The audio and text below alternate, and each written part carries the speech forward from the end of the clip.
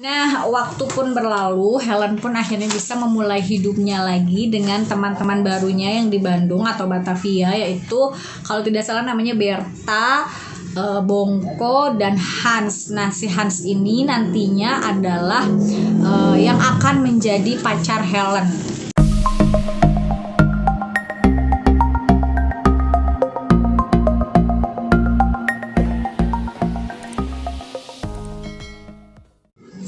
Bulan demi bulan berlalu, cakrawala dan era baru telah memasuki diriku. Lambat laun, aku merasa menjadi seperti orang berbeda di Bandung, yang didukung oleh lingkungan dan orang-orang baru di dalam hidupku, yang telah memberikan pengaruh besar bersamaan dengan prinsip pengaturan diri yang tidak dapat aku atasi. Aku merasa mendapati diriku menjadi liar, sebagai perbedaan besar dibanding dengan diriku pada saat awal-awal meninggalkan Ciwidey. Sekarang, di Bandung, aku mulai menjalankan hidup dengan cara-cara baru tanpa adanya pengawasan orang tua. Begitulah kisah yang Helen rasakan di Bandung. Kemudian waktu tampaknya terus berjalan, lambat laun hubunganku dengan Hans beralih menjadi persahabatan dan kemudian menjadi lebih jauh lagi dari itu.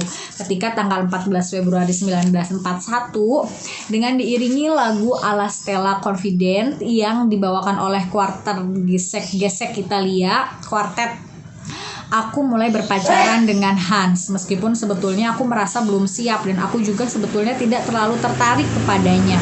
Sehingga yang aku rasakan seperti kurang terikat secara emosional dan tidak sampai jauh melampaui perasaanku. Jadi dia sudah mulai berpacaran dengan Hans yang awalnya adalah temannya itu. Tapi buku ini pun di dalam isinya ada konten di atas 18 tahun. Nah, jadi ada kata-kata yang menjurus yang sepertinya hanya cocok dibaca oleh umur 18 tahun ke atas. Jadi kalian yang di bawah 18 tahun sepertinya harus hati-hati untuk membaca buku ini, atau harus diawasilah oleh orang tua atau orang yang lebih dewasa gitu.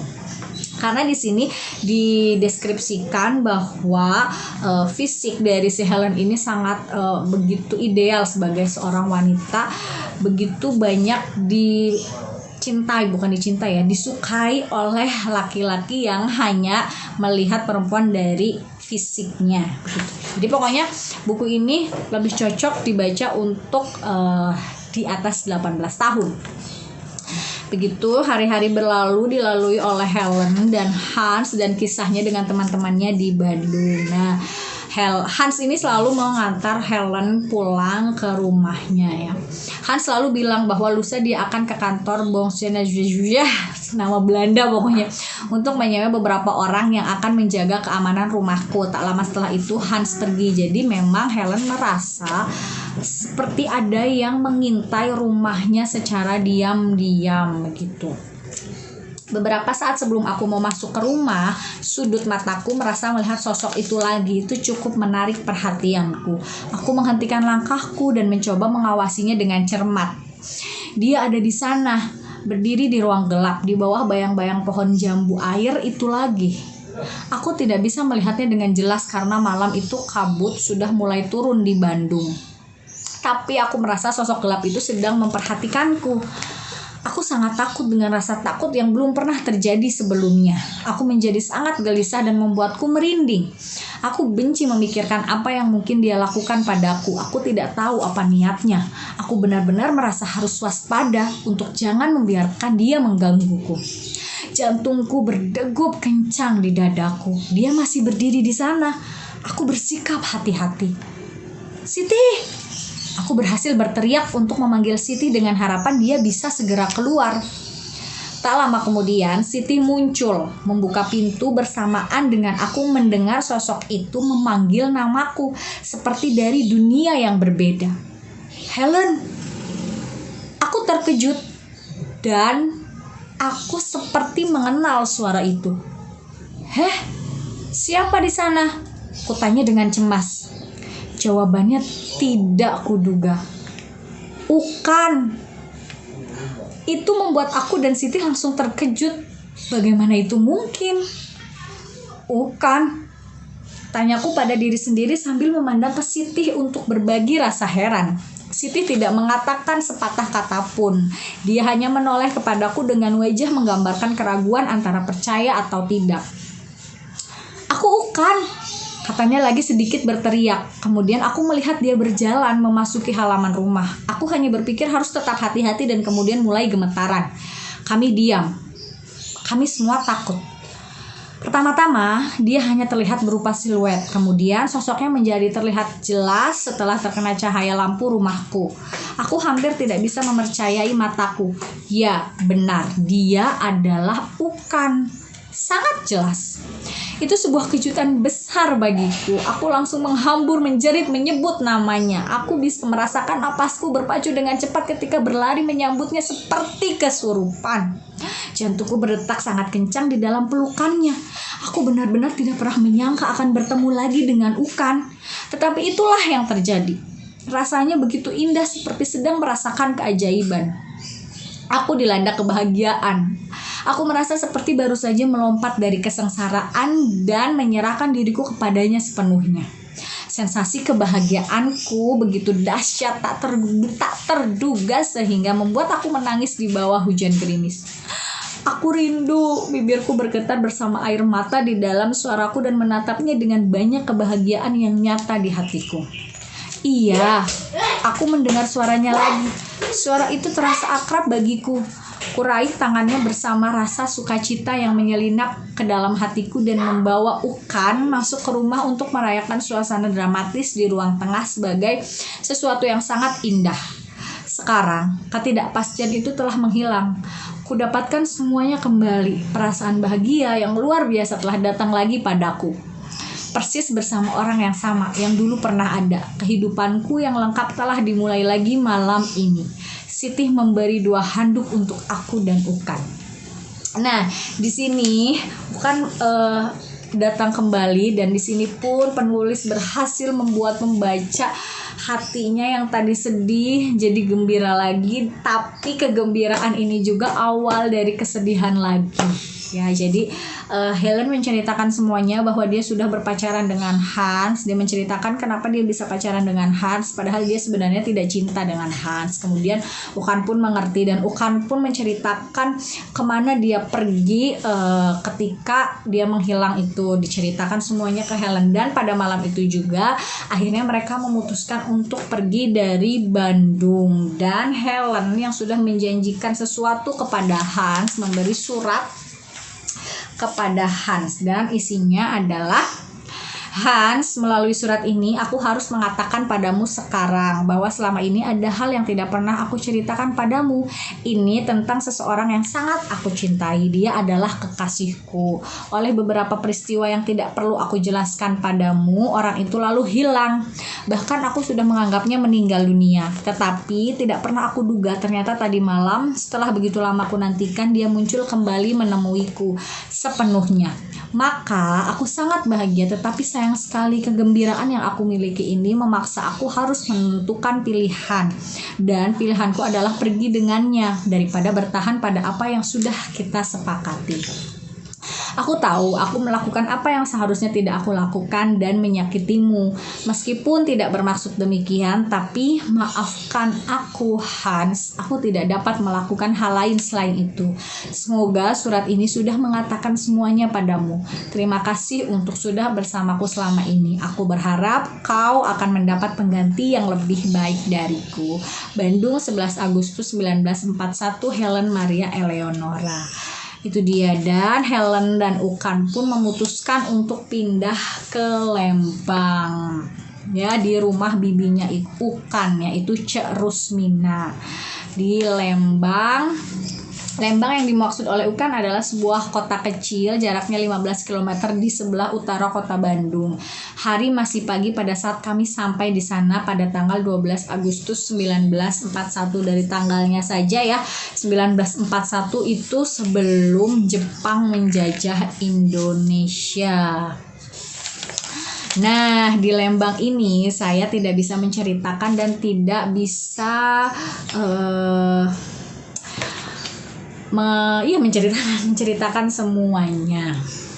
Jadi di Lembang ini saya tidak bisa menceritakan semuanya, secara garis besarnya saja ya. Pada akhirnya orang tua Helen, papa dan mamanya Helen tahu bahwa Helen dibawa pergi oleh Ukan ke Lembang. Mereka pun berkunjung ke Lembang menemui Helen dan Ukan dan menyetujui dan merestui hubungan Helen dan Ukan. Akhirnya Helen dan Ukan pun menikah di Lembang.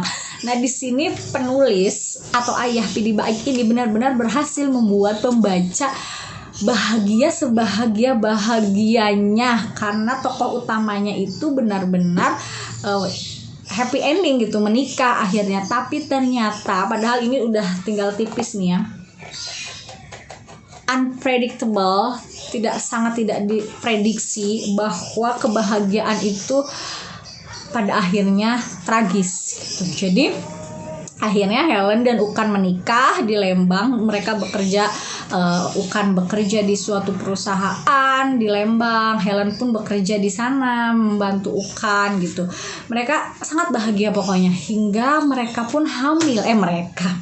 Helen yang hamil. Helen pun hamil. Nah, Helen hamil. Pada saat Helen hamil, tapi di situ ada kabar buruk, yaitu Mama Helen meninggal dunia. Nah, Mama Helen meninggal dunia, akhirnya Helen memutuskan untuk pergi ke Ciwidey. Tapi Ukan tidak bisa mengantar karena pada saat itu kondisi sedang sulit lah untuk diceritakan ya.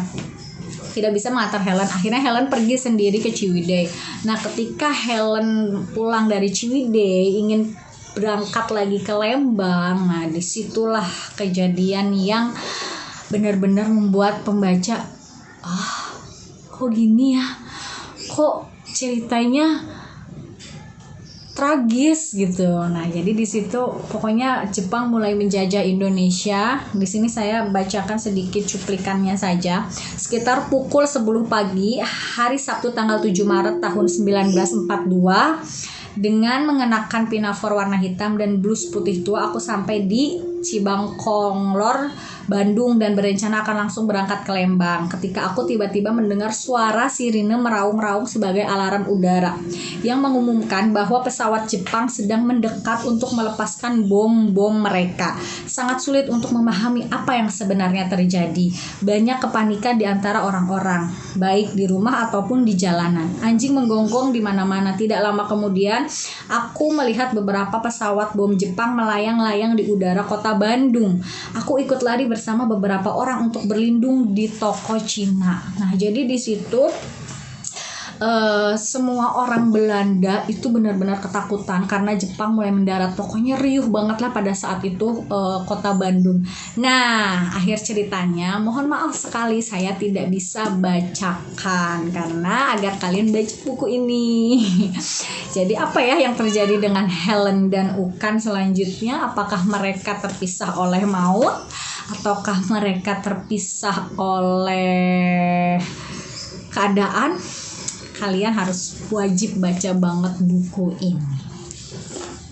Oke, lanjut ke kesimpulan. Kesimpulannya saya akan bagi dua menjadi kelebihan dan kekurangan dari buku ini.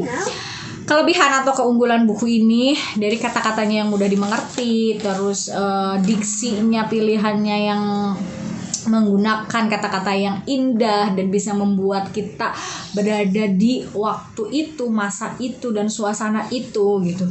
Benar-benar kisah yang sederhana, romantis, tapi dalam, dan seperti membuat pembaca seperti naik roller coaster. Jadi dibuat bahagia, sedih, bahagia lagi gitu, dan ternyata sedih lagi gitu. Kekurangannya yaitu dia dari akhir cerita.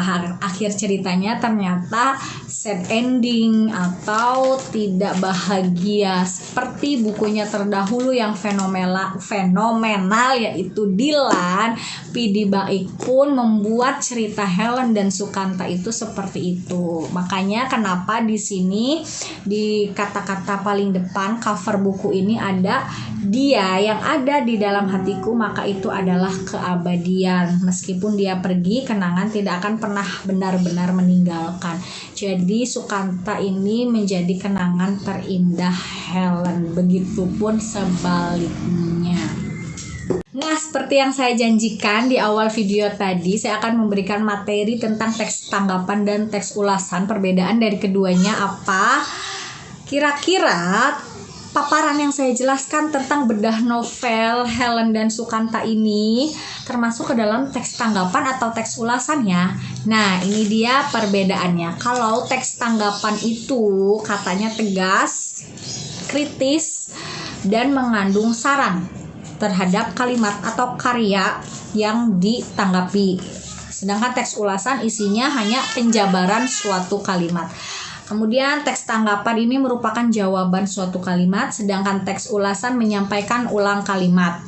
Nah, teks tanggapan ini merupakan ide atau pendapat seseorang terhadap karya tersebut, tetapi kalau teks ulasan adalah membagikan ulang versi diri kita sendiri.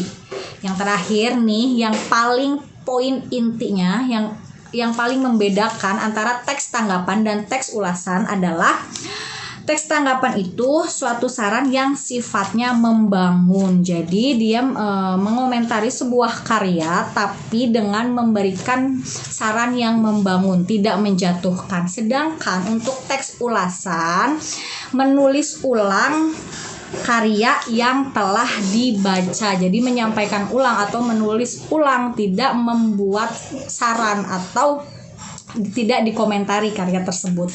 Itu jadi tadi paparan yang saya jelaskan tentang buku Helen dan Sukanta ini termasuk ke dalam teks ulasan ya. Oke, segitu dulu saja video kali ini. Terima kasih untuk kalian yang sudah menyimak dari awal sampai akhir video. Semoga bermanfaat. Yang belum subscribe, jangan lupa subscribe-nya. Sampai ketemu di video selanjutnya. Wassalamualaikum.